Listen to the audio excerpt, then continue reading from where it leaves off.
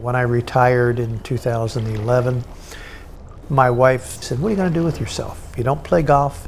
You're not going to hang around the house and drive me crazy, are you?" And I said, "No, I'm going to do something. I don't know what, but I'll know it when I see it."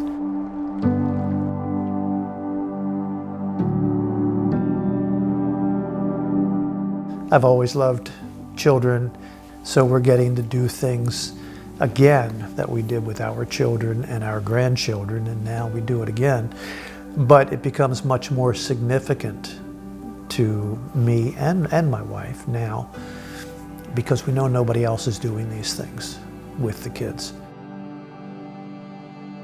The basic role is to protect the welfare of the child, the interests of the child, because everybody else, when you go into court, has an advocate, you know, their own lawyers. The state has lawyers, the mother and father, everybody does. So we are the advocate for the child. We have no other interest in the case other than the child, and we report directly to the judge. If we see that the child needs therapy and is not getting it, we do something about it. And children's needs, that's a huge part of the foundation's role. If a child needs a tutor, the foundation will pay for a tutor, help pay for things like summer camps, computer training, sports activities, everything that a normal child would need during the course of their life. The foundation will fund.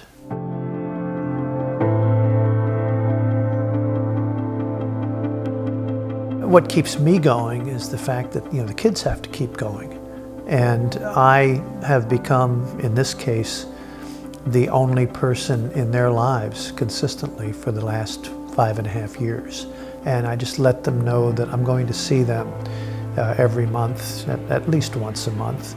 We'll do some fun things, you know, normal type things that they might be missing out on, and just try to make their life a little bit easier. They realized after a while that, you know, I wasn't doing that because I had to do it. I wasn't being paid, it wasn't my job. That they finally realized that, you know, I was doing it because I liked them and I wanted to help them and work with them. And when we talked about it one time, she said that she didn't have anybody else to love her, but she knew that I did and my wife did. And that just made a big difference to her.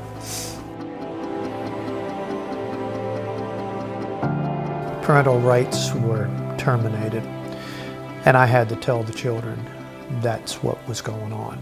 And there was a lot of crying, and it was a very tough situation.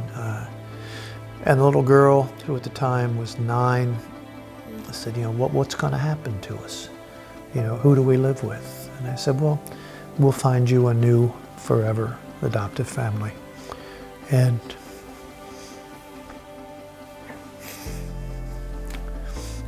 she gotta take a minute here. She put her arms around me and asked if I would adopt her. I said, "I can't, too old. You need somebody young, you know, you can play with, keep up with." That was the hardest.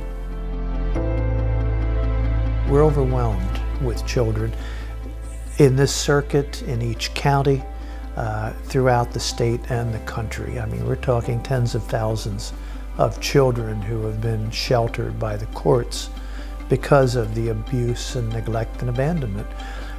Every one of them should have a guardian ad litem, and every one of them does not. I do consider it a privilege and an honor to work with these kids and hopefully have a positive effect on their lives. And yeah, maybe one of them or two of them might remember me someday later on, who knows. And it's, you know, basically the best thing I've ever done.